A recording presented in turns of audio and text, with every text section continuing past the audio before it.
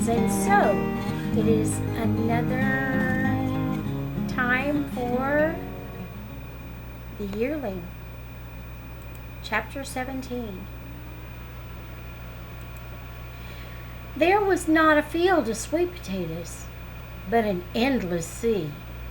Jody looked behind him at the rows he had finished hoeing.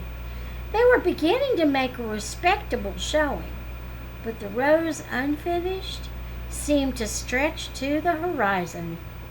The July heat simmered on the earth. The sand was scalding to his bare feet. The leaves of the sweet potato vines curled upward, as though the dry soil and not the sun were burning them. He pushed back his palmetto hat and wiped his face with his sleeve. By the sun, it must be nearly 10 o'clock. His father had said that if the sweet potatoes were hoed by noon, he might go in the afternoon to see Fodderwing and get a name for the fawn. The fawn lay in the hedgerow in the shade of an elderberry bush. It had been almost a nuisance when he began his work. It had galloped up and down the sweet potato beds, trampling the vines and knocking down the edges of the beds. It had come and stood in front of him in the direct path of his hoeing, refusing to move, to force him to play with it. The wide-eyed, wondering expression of its first weeks with him had given way to an alert awareness. It had as wise as a look as old Julia. Julia had almost decided that he would have to lead it back and shut it up in the... Oh, my goodness. Julia's the dog. Jody had almost decided that he would have to lead it back and shut it up in the shed, when, of its own accord, it sought the shade and lay down. It lay watching him from the corner of one big eye, its head in its favorite position, twisted back against its own shoulder. Its small white tail flicked now and then, and its spotted hide rippled, shaking off flies. If it would stay quiet, he could make better time at the hoeing. He liked to work with it near. It gave him a comfortable feeling that he had never had before in the company of a hoe. He attacked the weeds again lustily and was pleased with himself to see his own progress. The rows fell away behind him. He whistled tunelessly. He had thought of many names for the fawn, had called it by each in turn, but not one pleased him.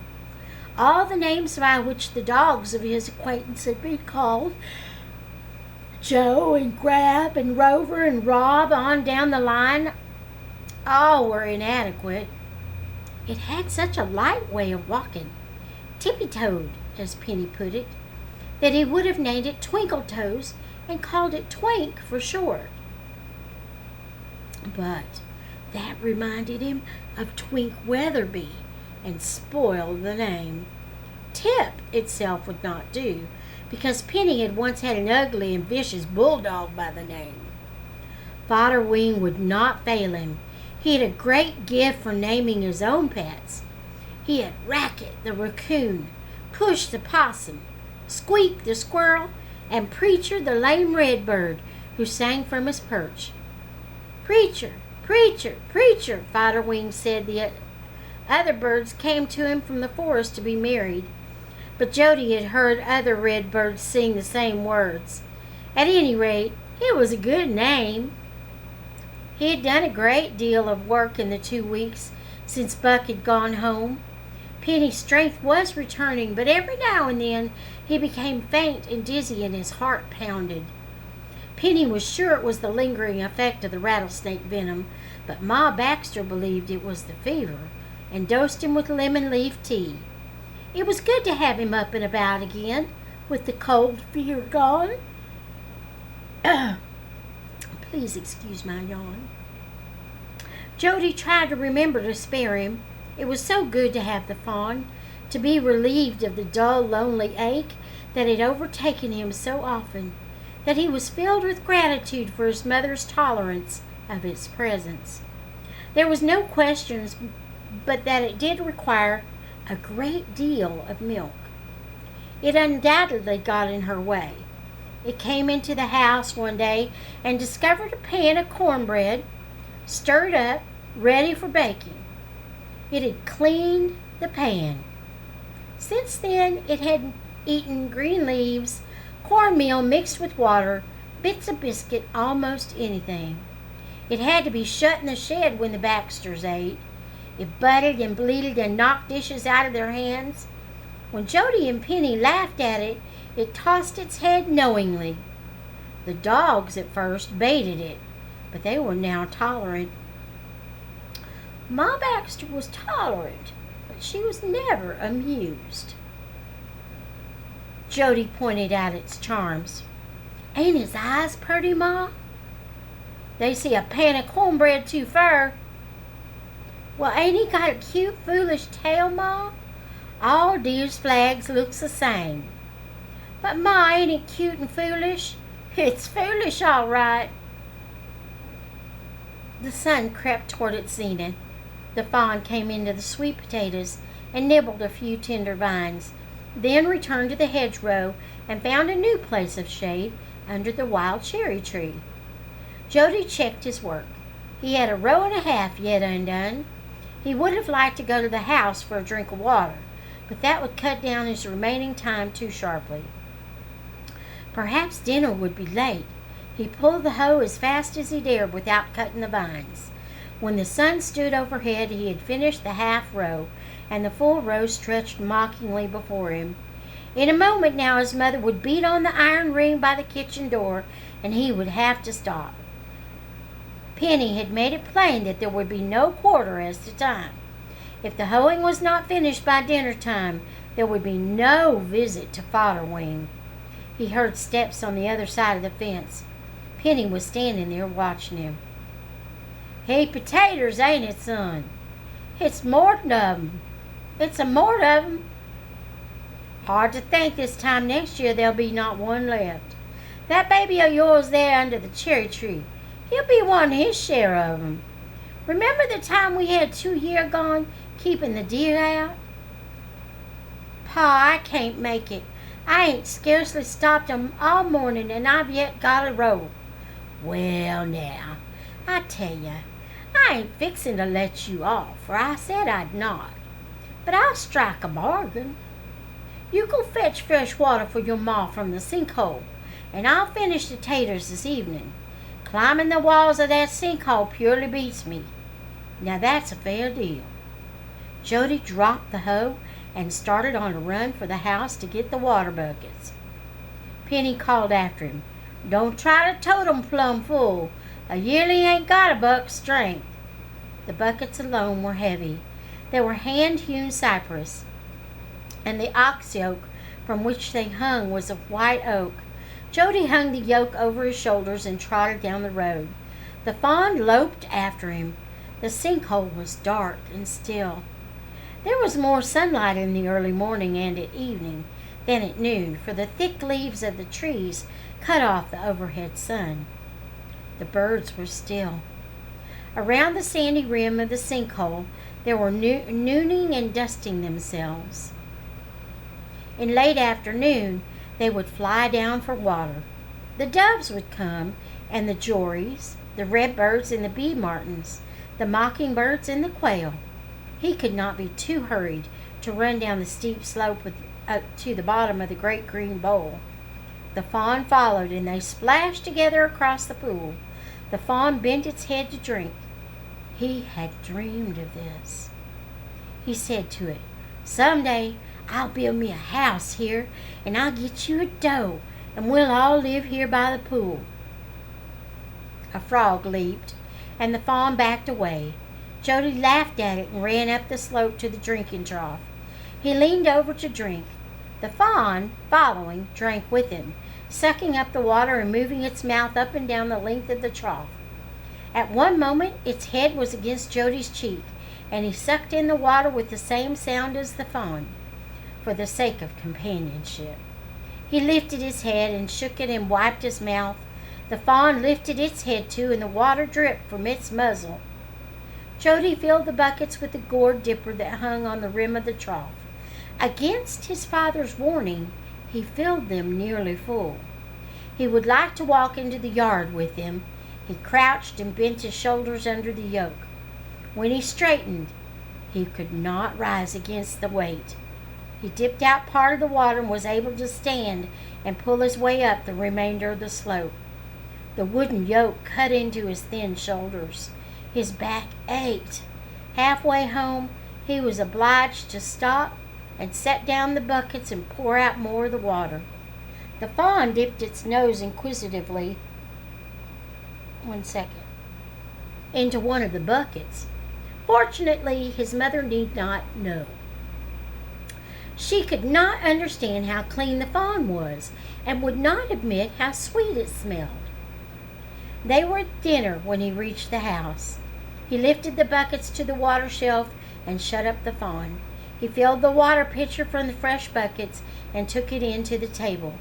He had worked so hard and was so hot and tired that he was not particularly hungry. He was glad of this and was able to set aside a large portion of his own dinner for the fawn. The meat was a pot roast from the bear's haunch, pickled and brined for keeping.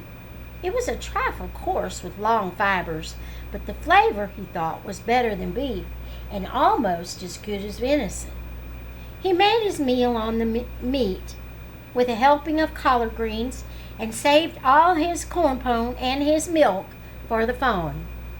Penny said, "We was mighty lucky 'twas a young bear like this and come scaperin' under our notice. Had it been a big old male, we couldn't have ate the meat at this time of year. The bears mates in July, Jody, and allus remember the meat of the males ain't fitting when they're mating.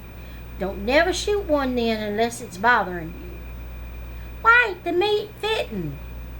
"Now, I don't know, but when they're courting, they're mean and hateful. Like Lem and Oliver?" "Like Lem and Oliver. Their gorge rises or their spleen, and it seems like the hatefulness gets right into their flesh." Ma Baxter said, "A boar hog's the same, only he's that-a-way the year round." "Well, Pa, do the male bears fight?" "They'll fight trouble. The female'll stand off and watch the fighting like Twink Weatherby. And then she'll go off with the one that wins the fight. They'll stay in pairs all through July, maybe into August. Then the males goes off and the cubs is born in February. And don't you think a male like old Slewfoot won't eat them cubs do you come on 'em. That's another reason I hate bears. They ain't natural in their affections." Ma Baxter said to Jody, "You look out now walking to Forster's today. A mating bear's a thing to shun." Penny said, "Just keep your eyes open. You're all right as long as you see a creature first. And don't take him by surprise. Even that rattlesnake got me. Why, I taken him by surprise, and he wasn't no more looking out for himself." Ma Baxter said, "You'd stick up for the devil himself." "I reckon I would. The devil gets the blame for a heap of things is nothing but human cussedness." She asked suspiciously, "Jody finish his hoeing like he belonged to?" Penny said blandly, "He finished his contract." He winked at Jody and Jody winked back. There was no use in trying to explain the difference to her. She was outside the good male understanding. He said, "Ma, can I go now?" "Let's see. I'll need a mite of wood toted in. Please don't think up nothing long to do, Ma. You wouldn't want I should be so late getting home tonight. The bears would get me." "You better be later. You be later than dark getting home, and you'll wish 'twas a bear had you, 'stead of me." He filled the wood box and was ready to go. His mother made him change his shirt and comb his hair. He fretted of the delay. She said, "I just want them dirty Forsters to know there's folks does live decent." He said, "They ain't dirty. They just live nice and natural and enjoy themselves." She sniffed. He let out the fawn from the shed, fed it from its hand, held a pan of milk mixed with water for it to drink, and the two set off. The fawn ran sometimes behind him, sometimes ahead, making short forays into the brush, bounding back to him in an alarm that Jody was sure was only pretended. Sometimes it walked beside him, and this was best. He laid his hand then lightly on its neck and fitted the rhythm of his 2 legs to its 4. He imagined that he was another fawn. He bent his legs at the knees, imitating its walk. He threw his head up alertly. A rabbit pea vine was in blossom beside the road. He pulled a length of it and twined it around the fawn's neck for a halter. The rosy blooms made the fawn so pretty that it seemed to him even his mother would admire it.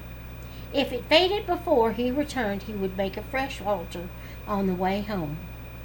At the crossroads near the abandoned clearing, the fawn halted and lifted its nostrils into the wind. It pricked up its ears.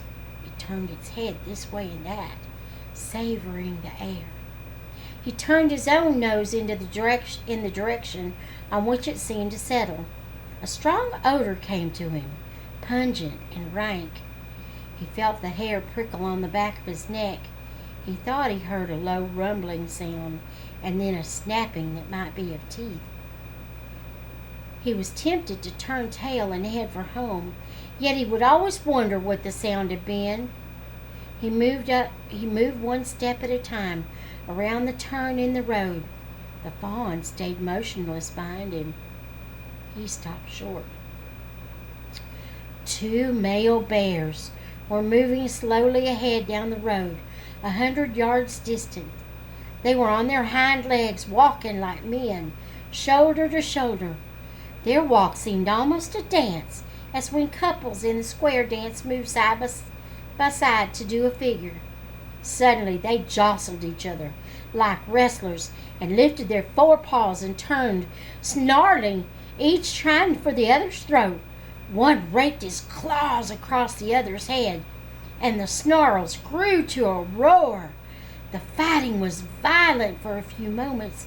Then the pair walked on, boxing, jostling, parrying. The wind was in Jody's favor. They could never smell him.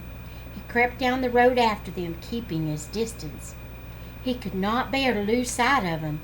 He hoped they would fight to a finish, yet he should be terrorized if one should end the fight and turn his way. He decided that they had been fighting for a long time and were exhausted. There was blood in the sand. Each attack seemed less violent than the others. Each shoulder-to-shoulder walking was slower paced. As he stared, a female walked out of the bushes ahead with 3 males following her. They turned silently into the road and walked on in single file. The fighting pair swung their heads in a moment, then fell in behind. Jody stood until the procession passed from sight, solemn and ludicrous and exciting. He turned and ran back to the crossroads. The fawn was nowhere to be found. He called and it emerged from the scrub growth at the side of the road. He took the forester's road and ran down it. Now that it was over, he shook at his own boldness. But it was done now. He would follow again, for all men were not privileged to see the creatures in their private moments. He thought, I've seen a thing. It was good to become old and see the sights and hear the sounds that men saw and heard, like Buck and his father. That was why he liked to lie flat on his belly, on the floor, or on the earth before the campfire while men talked. They had seen marvels, and the older they were, the more marvels they had seen. He felt himself moving into a mystic company. He had a tale now of his own to tell on winter evenings. His father would say, Jody, tell about the time you see the 2 male bears fighting down the road. Above all, he could tell Fodderwing. He ran again for pleasure in his hurry to tell his friend his story. He would surprise him. He would walk up to Fodderwing in the woods, or back of the house among his pets, or to his bed if he were still ailing. The fawn would walk beside him, Fodderwing's face would shine with its strange brightness. He would hunch his twisted body close and put out his gentle and crooked hand and touch the foam. He would smile to know that he, Jody, was content. After a long time, Fodderwing would speak, and what he said would be perhaps peculiar, but it would be beautiful. Jody reached the Forrester land and hurried under the live oaks into the open yard. The house was somnolent.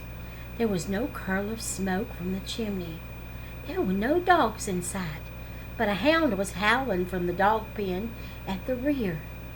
The Forsters were probably all sleeping through the heat of the early afternoon, but when they slept in the daytime, they overflowed the house out to the veranda under the trees. He stopped and called, "Fodderwing, it's Jody." The hound whined. A chair scraped on the board floor inside the house. Buck came to the door. He looked down at Jody and passed his hand over his mouth. His eyes were unseeing. It seemed to Jody that he must be drunk. "1 second," Jody faltered. "I come to see Fodderwing. I come to show him my fawn." Buck shook his head, as though he would shake away a bee that annoyed him, or his thoughts. He wiped his mouth again. Jody said, "I come special." Buck said, "He's dead." The words had no meaning. They were only 2 brown leaves that blew past him into the air. But a coldness followed their passing, and a numbness took it. He was confused. He repeated, "I come to see him." "You come too late. I'd have fetched you if there'd been time. There wasn't time to fetch old Doc. 1 minute he was breathing, the next minute he just wa'n't, like as if you blowed out a candle." Jody stared at Buck, and Buck stared back at him. The numbness grew into paralysis. He felt no sorrow, only a coldness and a faintness.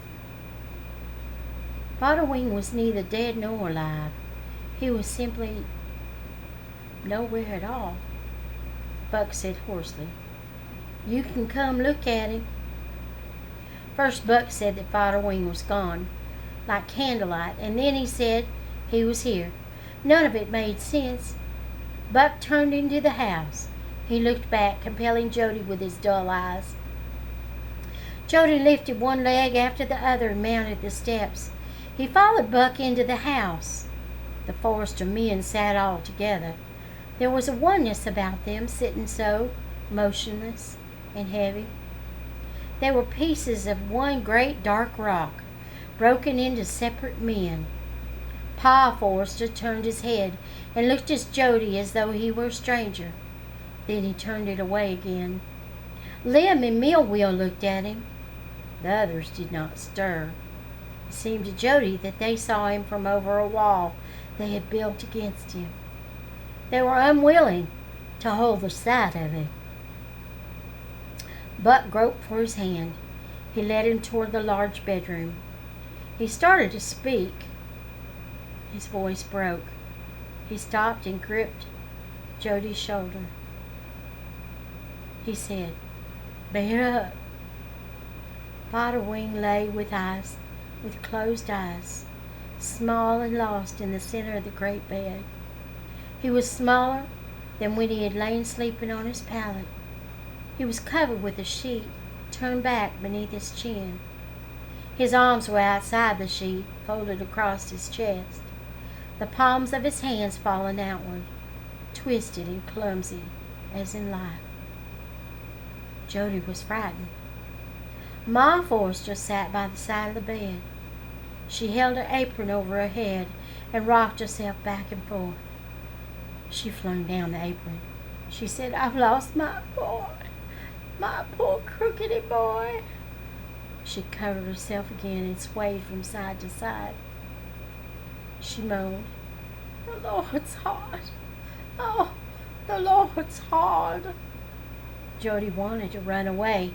The bony face on the pillow terrified him. It was Fodderwing, and it was not Fodderwing. Buck drew him to the edge of the bed. He'll not hear, but speak to him. Jody's throat worked. No words came. Fodderwing seemed made of tallow, like a candle. Suddenly he was familiar. Jody whispered, "Hey!" The paralysis broke, having spoken. His throat tightened as though a rope choked it. Fodderwing's silence was intolerable. Now he understood. This was death. Death was a silence that gave back no answer. Fodderwing would never speak to him again. He turned and buried his face against Buck's chest. His big arms gripped him. He stood a long time. Buck said, "I knowed you'd hate it fearful." They left the room. Pa Forrester beckoned to him. He went to his side. The old man stroked his arm. He waved at the circle of brooding men. He said, "Ain't it queer now? We could have spared nigh every one of them fellas. The one we can't spare was the one was taken." He added brightly, "And him a swiveled no account thing too." He sank back into his rocking chair, pondering the paradox. Jody bruised them all with his presence. He wandered outside into the yard. He roamed to the back of the house. Fodderwing's pets were here, caged and forgotten. A 5 months bear cub, brought no doubt to amuse him in his illness, was chained to a stake. It had walked its dusty circle around and around until its chain was tangled and it was held tight against the stake. Its water pan was overturned and empty. At sight of Jody, it rolled on its back and cried with a sound like a human baby. Squeak the squirrel ran his endless treadle.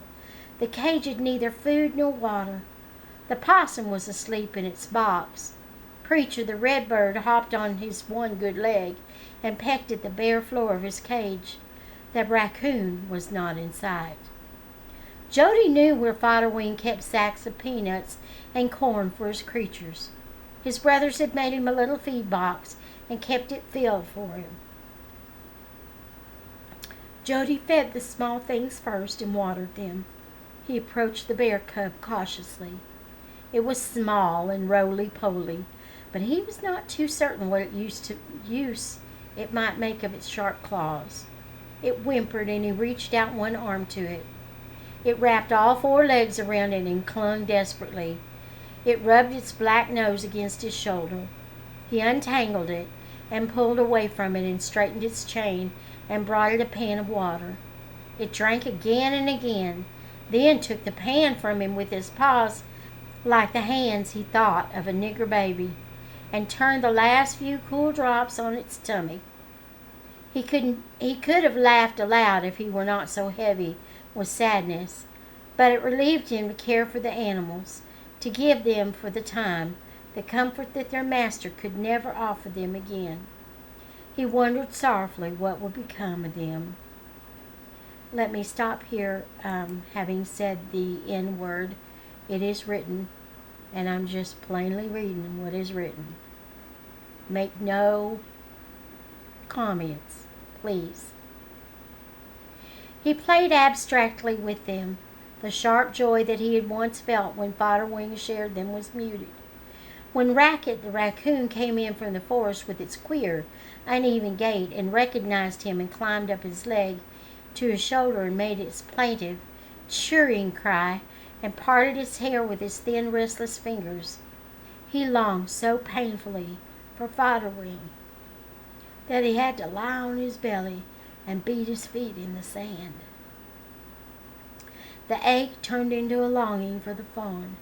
He got up and brought a handful of peanuts for the coon to keep it occupied. He went in search of the fawn. He found it among a myrtle bush where it had been able to watch unobserved. He thought it might be thirsty too, and he offered it water in the bear cub's pan. The fawn sniffed and would not drink. He was tempted to feed it a handful of corn from the forester's abundance, but decided it would not be honest to do so. Probably its teeth were still too tender to chew the hard kernels in any case. He sat down under the live oak and held the fawn close to him. There was a comfort in it not to be found in the hairy arms of Buck Forrester.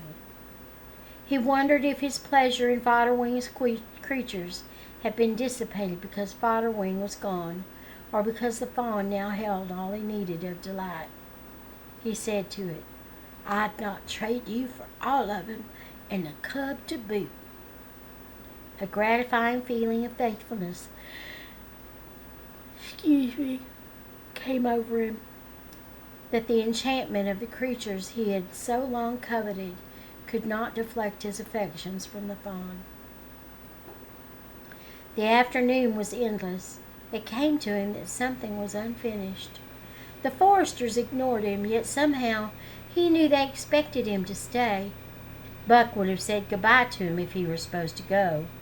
The sun dropped behind the live oaks. His mother would be angry, yet he was waiting for something, if only dismissal by a sign. He was bound to Fodderwing, tallow white in the bed, and a thing waited that would set him free. At dusk, the Forresters filed out of the house and went in silence about their chores. Smoke drifted from the chimney. The smell of fat pine blended with frying meat. He trailed after Buck, driving the cows to water. He offered, "I done fed and watered the bear cub and the squirrel in them." Buck touched a switch to a heifer. He said, "I remembered them once today, and then my mind went black again." Jody said, "Can I help?" "There's a plenty of us here to do. You could wait on Ma, like Fodderwing done. Keep up her fire and such as that." He went reluctantly into the house. He avoided the side of the bedroom door. It was drawn almost close. Ma Forrester was at the hearth. Her eyes were red. She stopped every few moments to touch them with the corner of her apron. Her straggly hair had been wet and brushed back smooth and neat as though in honor of a guest. He said, "I come to help." She turned with a spoon in her hand. She said, "I've been standing there here thinking about your ma. She's buried as many as I got." He fed the fire unhappily. He was increasingly uneasy, yet he could not go. The meal was meager as the Baxters' own. Ma Forrester set the table indifferently. She said, "Now I forgot to make coffee. They'd drink coffee when they'd not eat." She filled the pot and set it on the coals. The Forrester men came by one by one to the back porch and washed their hands and faces and combed their hair and beards. There was no talk, no joking, and no jostling, no noisy stamping. They trooped into the table like men in a dream. Pa Forrester came in from the bedroom. He looked about him wonderingly. He said, "Ain't it queer?" Jody sat down next to Ma Forrester. She served the plates with meat, then began to cry. She said, "I counted him in, same as always. Oh, my Lord, I counted him in." Buck said, "Well, now, Ma, Jody'll eat his portion and maybe grow up big as me, eh, boy?" The family rallied. For a few minutes they ate hungrily. Then a nauseating fullness came over them, and they pushed away their plates. Ma Forrester said, "I got no heart to clean up tonight, nor you neither. Just stack the plates till after tomorrow morning." Release them would come in the morning. She looked at Jody's plate. She said, "You ain't ate your biscuits nor drinked your milk, boy. What ails him?" "That's for my fawn. I allus save him some of my dinner." She said, "You poor lamb." She began to cry again. "Would my boy have loved to see your fawn? He talked about it, and he talked about it. He said Jody's got him a brother." Jody felt the hateful thickening of his throat. He swallowed. He said, "That's how I come me to be here. I came for Fodderwing to name my fawn." "Why," she said, "he named it. Last time he talked about it, he gave it a name. He said a fawn carries its flag so merry, a fawn's tail a little white merry flag.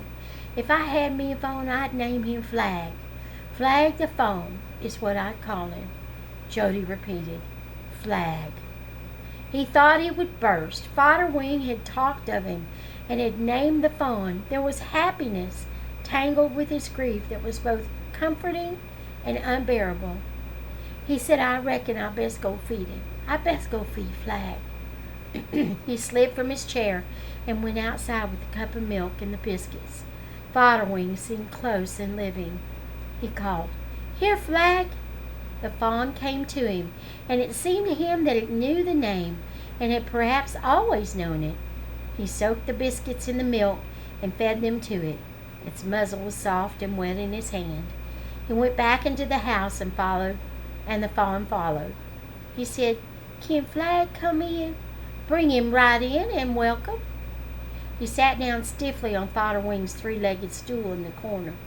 Pa Forster said, "It'd pleasure him you coming to set up with him tonight." That then was the thing expected of him. "And 'twouldn't scarcely be decent burying him in the morning without you was here. He didn't have no friend but you." Jody cast off his anxiety over his mother and father like a too-ragged shirt. It was of no importance in the face of matters so grave.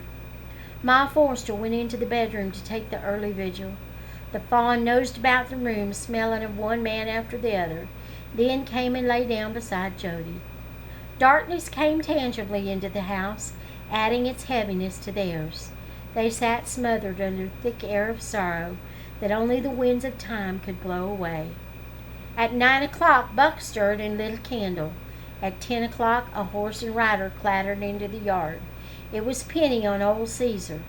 He dropped the reins over its head and came into the house. Pa Forster, as head of the house, rose and greeted him. Penny looked about at the dark faces. The old man pointed to the half-open bedroom door. Penny said, "The boy?" Pa Forster nodded. "Gone or going?" "Gone." I fitted. It come over me that was what was keeping Jody away. He laid one hand on the old man's shoulder. "I feel for you." He spoke to one man after the other. He looked directly at Lem. "Howdy, Lem." Lem hesitated. "Howdy, Penny." Millwheel gave him his chair. Penny asked, "When did it happen?" "Just at dawn today. Ma goed in to see would he eat a bit of breakfast. He'd been layin' punishing a day or two, and we'd had old Doc, but he seemed to be mending." The talk broke over Penny in a torrent. The relief of words washed and cleansed a hurt that had been ingrown. He listened gravely, nodding his head from time to time. He was a small, staunch rock against which their grief might beat. When they finished and fell quiet, he talked of his own losses. It was a reminder that no man was spared. What all had borne, each could bear. He shared their sorrow, and they became part of his, and the sharing spread their grief a little by thinning it. Buck said, "Likely Jody liked to sit up with him alone a whiles." Jody was in a panic when they took him into the room and turned away to close the door. Something sat in a far dark corner of the room, and it was the same thing that had prowled around the scrub the night his father had been bitten. He said, "Would it be all right did Flag come too?" They agreed that it was seemly, and the fawn was brought to join him. He sat on the edge of the chair. It was warm from Ma Forster's body. He crossed his hands in his lap. He looked furtively at the face on the pillow. A candle burned on a table at the head of the bed. When the flame flickered, it seemed that Fodderwing's eyelids fluttered. A light breeze stirred through the room. The sheets seemed to lift as though Fodderwing were breathing. After a time, the horror went away, and he could sit back in the chair. When he leaned far back, Fodderwing looked a little familiar. Yet it was not Fodderwing who lay, pinched of cheek, under the candlelight. Fodderwing was stumbling about outside in the bushes, with the raccoon at his heels. In a moment, he would come into the house with his rocking gait, and Jody would hear his voice. He stole a look at the crossed, crooked hands. Their stillness was implacable. He cried to himself soundlessly. The wavering candle was hypnotic. His eyes blurred. He roused himself, but a moment came when his eyes would not open. Death and the silence and his sleep were one. He awakened at daylight to a heaviness of spirit. He heard a sound of hammering. Someone had laid him across the foot of the bed. He was wide awake instantly. Fodderwing was gone. He slid from the bed and into the big room. It was empty. He went outside. Penny was nailing a cover on a fresh pine box. The Foresters stood about. Ma Forester was crying. No one spoke to him. Penny drove the last nail. He asked, "Ready?" They nodded. Buck and Mill, Will, and Liam moved forward. Buck said, "I can tote it alone." He swung the box to his shoulder.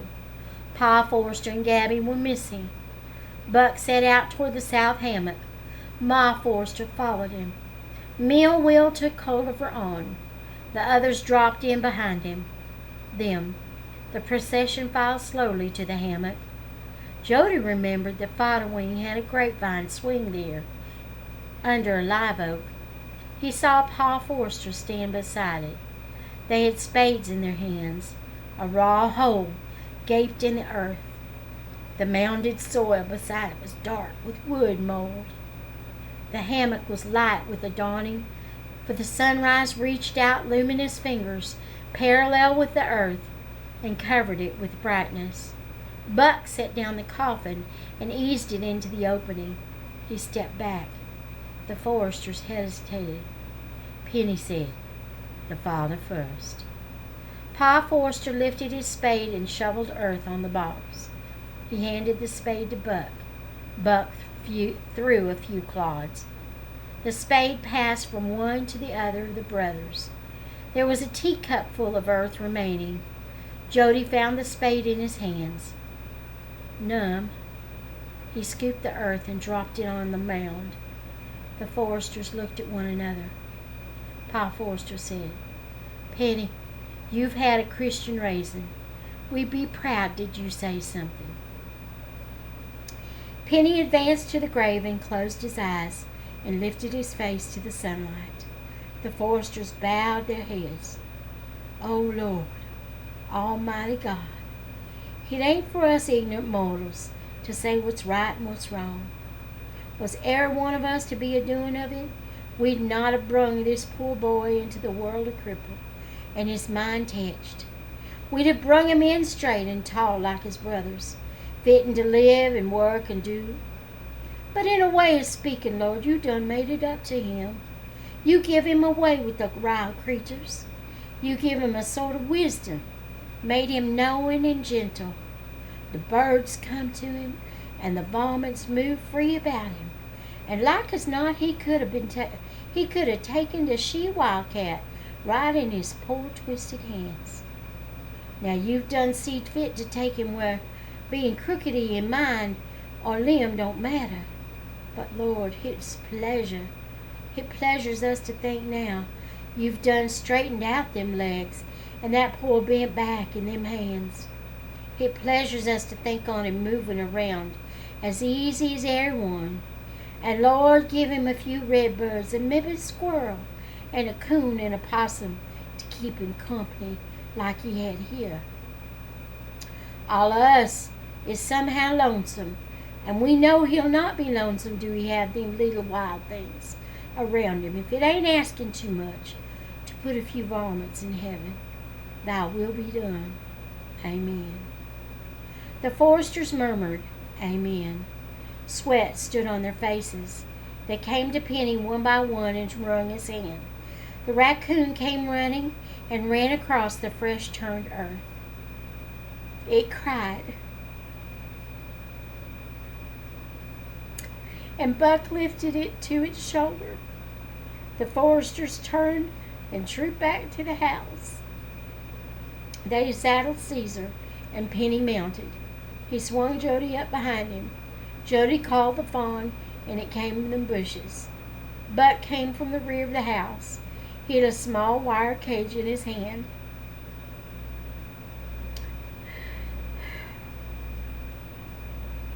He handed it up to Jody on the horse's rump.